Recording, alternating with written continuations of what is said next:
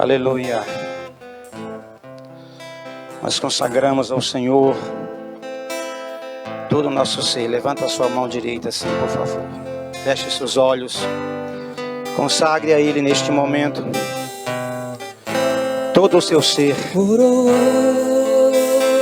Consagre a Ele. A ti, ó Rei Jesus. Consagre a Ele. Para Ele. A ti, ó Rei Jesus. Nós adoramos o Teu nome, Jesus. Adoramos o Teu nome e rendemos aos seus pés. Nós nos rendemos a Ti, Senhor. Aleluia. Consagramos todo o nosso ser a Ti. Nós consagramos ao Senhor este dia. Consagramos ao Senhor esta a ti, manhã. Ó Rei Jesus. Nós consagramos ao Senhor as nossas vidas. Nós consagramos ao Senhor a nossa casa, a nossa família. A Ele seja honra. Adoramos a Ele seja adoração. E rendemos se renda a Ele. Oh, aleluia. Consagramos todo o nosso ser. Nós consagramos a Ti, Senhor. Oh, aleluia. Consagramos todo o aleluia. Nosso ser a Ti. Aleluia. Nós consagramos a Ti, Senhor. Nós consagramos a Ti este dia. Nós consagramos a Ti, meu Pai, este momento sacro, este momento santo, que a Tua Kadosh Baruchu, ela possa estar presente, manifesta, ativa, ó Deus, em todas as áreas, Senhor. Oh, nós nos rendemos a Ti, Senhor. Nós consagramos, oh, aleluia. Oh, que me canta lá, vai, xeremi anda lá, vai. Nós consagramos ao Senhor. Oh, aleluia. Consagramos todo o nosso ser a Ti. Consagra a Ele este momento, aplaudindo a Ele, celebrando a Ele. Se for para Jesus tem que ser melhor, queridos. Se for para o céu tem que ser melhor. Se for para o Espírito Santo tem que ser melhor. Aleluia! Ore que me canta labai, xeremi anda labai. Meus amados irmãos, eu quero neste momento saudar a todos com a paz do Senhor. Em primeiro lugar, eu quero agradecer a Deus por esta oportunidade de nós podermos estar aqui neste dia, um dia tão especial como esse. A vida também dos nossos pastores, pastor Osânia, pastor Walter e demais líderes desta casa, deste ministério, alguns irmãos que nós temos aproximação à vida do nosso irmão Marcos, também a vida do nosso querido pastor Mateus, pastor William, o Oriel, e também eu quero agradecer a Deus pela vida do nosso irmão Elias, que tive o privilégio de estar perto dele ali nesta manhã. Sem delongas, eu quero convidar neste momento você para abrir a palavra de Deus no livro de 1 aos Coríntios, capítulo 11, a partir do verso 26, 27, 28. Apenas esses 3 versículos da palavra de Deus. Irmãos, fazem mais de 100 anos que o Evangelho entrou nessa nação. E nos meus últimos 30 anos, nós estamos recitando esta leitura que nós estamos aqui diante dela, que é a carta do apóstolo Paulo à igreja de Corinto. E o verso 23, neste momento, 26, quem encontrou, diga amém. A palavra vai dizer assim: Porque todas as vezes que comerdes este pão e beberdes este cálice, anunciais a morte do Senhor até que venha. Repete comigo: a morte do Senhor até que venha. Portanto, qualquer que comer este pão ou beber o cálice do Senhor indignamente, será culpado do corpo e do sangue do Senhor. Examine-se, pois, o homem a si mesmo, e assim coma deste pão e beba deste cálice. Verso 29. Porque o que come e bebe indignamente, come e bebe para sua própria condenação, não discernindo o corpo do Senhor. Por causa disso, há entre vós muitos fracos, doentes e muito que dormem. Amém, queridos? Podeis sentar, por favor. Queridos, eu vou estar aqui com vocês durante esse período de 20 minutos, de uma forma e uma maneira lacuna de nós tentarmos expressar aquilo que a palavra de Deus quer mostrar para nós. Eu quero antes fazer uma pequena introdução da vida do apóstolo Paulo.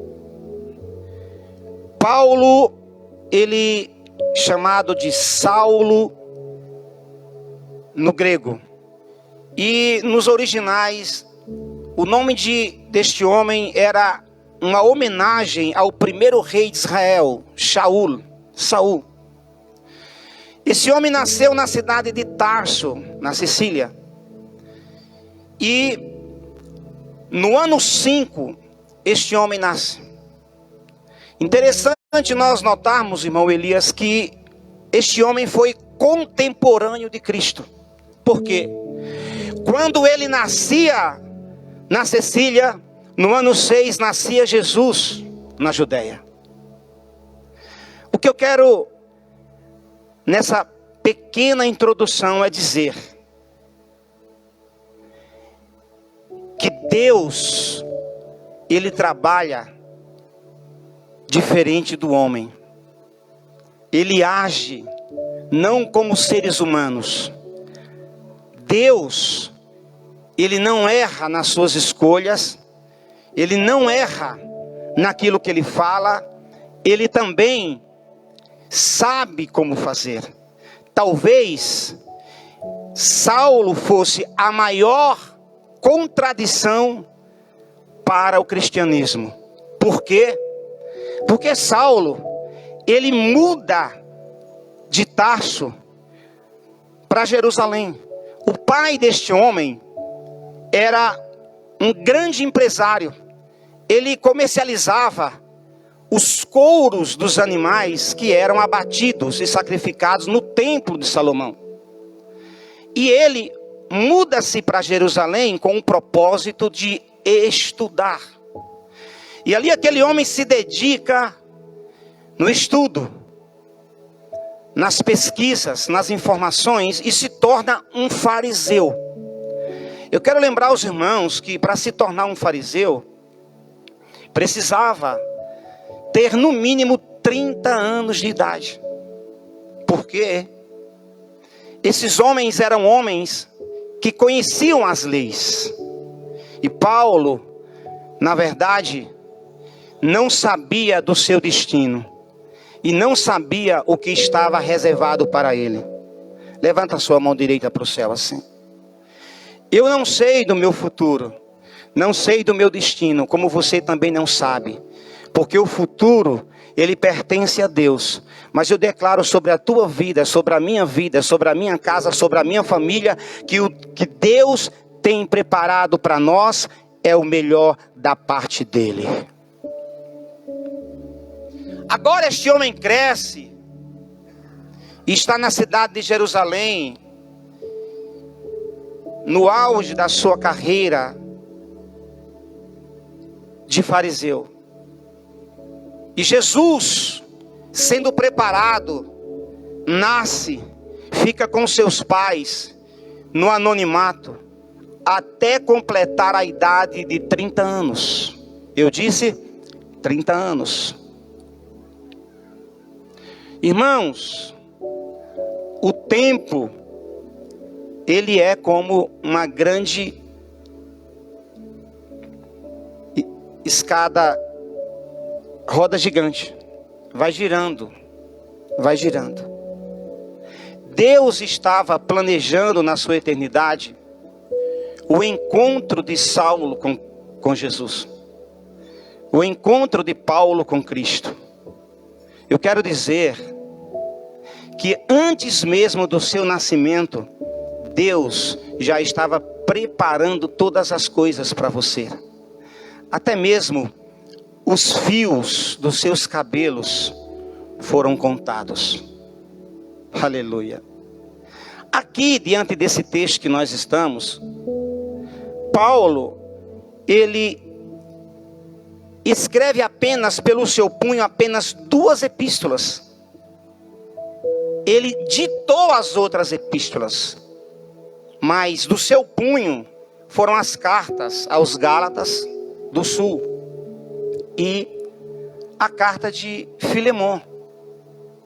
As outras eram os copistas, os escritores, os escriturários, que escrevia o que o apóstolo ditava, o que o apóstolo falava. Aqui na carta aos Coríntios, se você observar, na primeira carta especificamente que nós estamos, vai falar deste momento que ele é repetido todos os meses durante ficar 100 anos da igreja brasileira, da igreja, do evangelho no Brasil, aonde nós estamos e já comemoramos o centenário aqui no Brasil. É o texto mais lido durante esses últimos 100 anos. As crianças, os adolescentes, as escolas bíblicas dominicais, todos conhecem esse texto. Mas hoje eu quero aqui, de forma resumida, eu quero trazer para você 4 dimensões do que Paulo está tentando esboçar nesse texto. Em primeiro lugar, a igreja que estava ali na cidade de Corinto era uma igreja que precisava ser organizada. A igreja precisava entrar numa visão da unidade, porque a igreja ela estava sofrendo em discordância partidarismo, ideias filosóficas, ideológicas, que não era a vontade de Deus. E Paulo tenta agora colocar naquela igreja, impetrar naquela igreja, que o dono da igreja é aquele que morreu pela igreja. Acho que você não entendeu. Eu estou dizendo que o seu dono é aquele que morreu por você, que se entregou por você. Eu estou dizendo que a sua vida está nas mãos daquele que morreu por você, que comprou você. Aquele que pagou um alto preço por você. E Paulo, que não foi discípulo de Cristo, mas Paulo sabia o que era a Santa Ceia, ou a ceia do Senhor, também chamado de Páscoa, porque Paulo viveu no judaísmo ortodoxo. E eu quero, irmãos, falar para vocês que o ato da Santa Ceia era chamado de um kiddush. O que era kiddush? Kiddush era um jantar. Era um comer cerimonial, não um comer comum, como nós tomamos o café, almoçamos e jantamos. Você observa, se nós decolarmos no livro do Gênesis, no capítulo 14, nós iremos encontrar Abraão ministrando a primeira ceia na Bíblia. Mas Abraão, sim, Abraão ele é anterior a Moisés. Mas você observa que Melquisedeque, um homem sem genealogia, a Bíblia fala que ele era sacerdote do Deus Altíssimo. Era rei de Salém. A palavra Salém vem de Shalom. Shalom, Jerusalém, a cidade da paz. Ele vem visitar Abraão quando esse contava os seus despojos depois de uma guerra. E o que é que Melquisedeque traz para Abraão? Pão e vinho. E a Bíblia diz que eles comeram pão e vinho na presença de Deus. Qual é a diferença então, irmão Elias, de você comer um hot dog em uma viagem, de você comer na sua casa ou participar da ceia na igreja na presença de Deus? É porque esse pão e esse vinho não é um alimento comum. É um alimento, é uma comida, é uma refeição cerimonial. E nós entendemos que Jetro, quando veio visitar Moisés, se você olhar o texto e observar, você vai ver que os anciões de Israel, juntamente com Arão, reúnem com Jetro depois dele convertido, porque ele era pagão. Ali também eles ministram a ceia. A Bíblia diz que ali eles ofereceram holocaustos, sacrifícios que já apontavam para Cristo, e também comeram pão. Não se esqueça que Jesus foi apresentado como pão da vida. E por que o comer cerimonial é diferente do comer natural?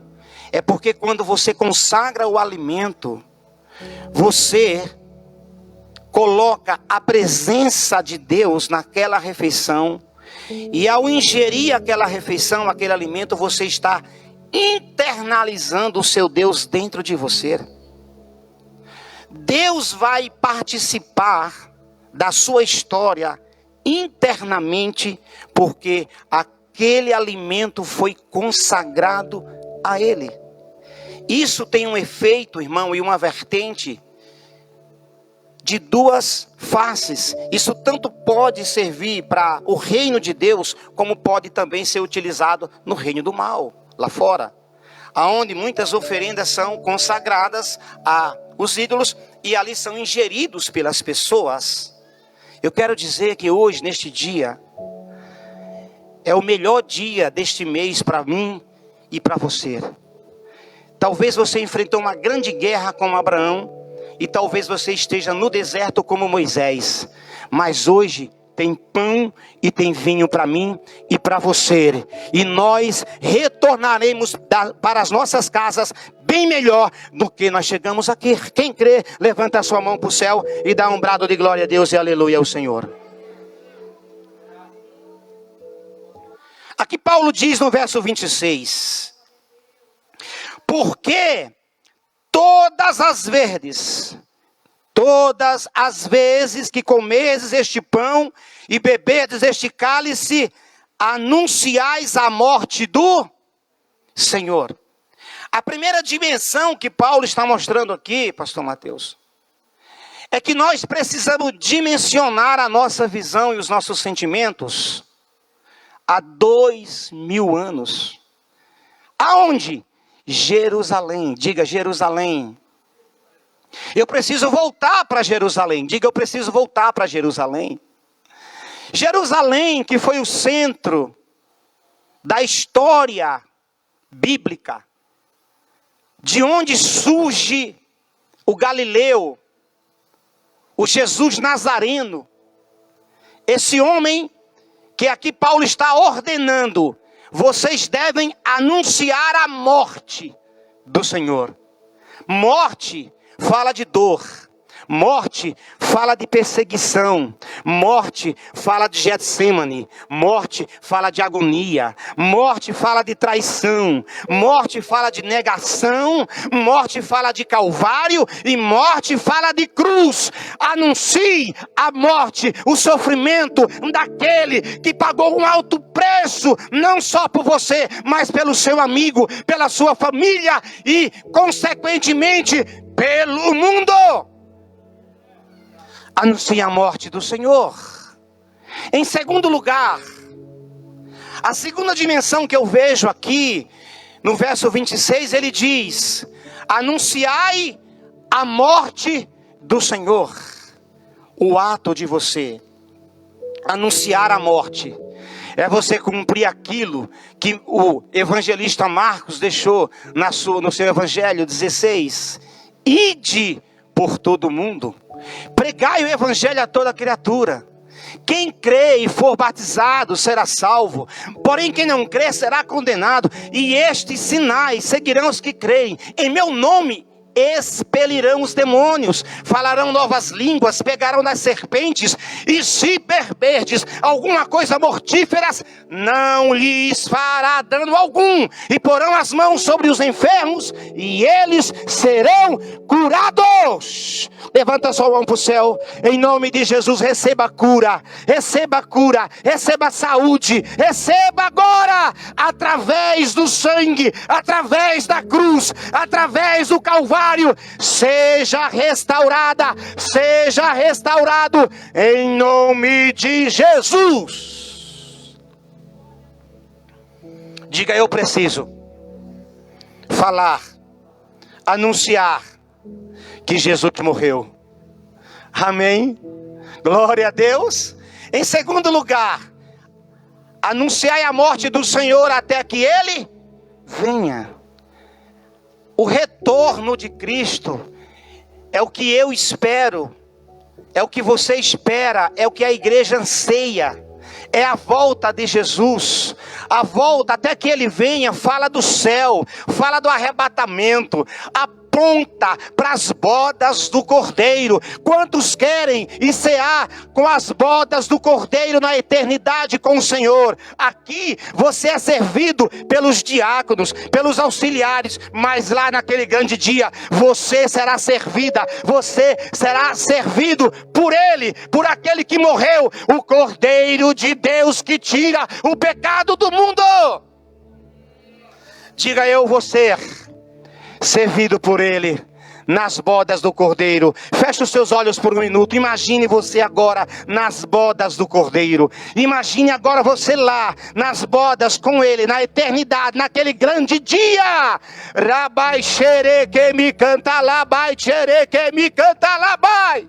É até que Ele venha, é até que Ele volte, é até que Ele arrebate a igreja. Ei, o sofrimento pode durar uma noite, mas Ele voltará, a alegria dele chegará para a igreja dele. Aleluia! Eu quero profetizar, irmãos, que a igreja do Senhor Jesus estará em grande festa quando este mundo entrará em grande ruína e em grande desespero. A igreja do Senhor estará gozando das bodas do Cordeiro. Aleluia! Aleluia! Você pode dar um glória a Deus aí? Eu estou sentindo a presença de Deus, irmãos. Oh, aleluia! Ele sofreu por você, Ele sofreu por mim, Ele pagou um alto preço. Ele é fiel, não desista. E a palavra está dizendo até que Ele volte. Ei, o Senhor está perguntando para ti neste dia: por que você quer desistir? Por que você quer parar? Ele está dizendo: é até que Ele volte. Nada, nós não merecíamos nada, mas Ele decidiu te amar. Ele decidiu morrer por você. Olhe para dentro de você. Eu quero pedir para você ficar de pé neste momento, por favor. Examine-se, pois, o homem a si mesmo. Aleluia. Olhe para dentro de você. A palavra vai dizer que não é pelas obras, Não é pela justiça humana. Não é, missionária Taia, pela a bondade humana que nós conseguiríamos o céu. Não é pela uma graduação de faculdade. Não é pelo seu status social. Você conseguiu esta graça. Sabe por quê? Porque Ele morreu por você. Nós não merecíamos nada, mas Ele nos amou. Examine, olhe para dentro de você. E aquilo que você acha que você não tem mérito, eu quero que você leve agora para a cruz. Eu quero que você coloque agora na cruz, nos pés da cruz, porque foi lá naquela cruz que Ele demonstrou o amor que Ele tem pela sua casa, pelo seu filho, pela sua família. Aleluia! Ele carregou a sua dor. Jesus, Ele se expôs por você. Se entregou em meu lugar. Cante. Se entregou em meu lugar E me deu uma nova chance. e me deu uma nova chance. Eu vou recomeçar. Levante a sua mão para o céu. Diga: vou deixar na cruz. Vou deixar na cruz. Adore a Ele, adore. Tudo que passou, Tudo que ficou para trás. tudo que ficou. Ele que me canta lá vai, xeremia. Olho para você, diga: Olho pra você, corro corro pra o você. seu amor me Seu chama. amor me chama. Ore que me canta lá vai, xere que me anda lá vai, xere que me canta lá vai. Sua morte, Sua morte além da cruz, carregando a minha dor. carregando a minha dor. Você se expôs por mim, Você Senhor. se expôs por Se entregou em meu lugar. Cante dele, adora Ele. se entregou em meu E me deu lugar, uma nova chance. me deu uma nova Eu vou chance. continuar. Eu vou recomeçar.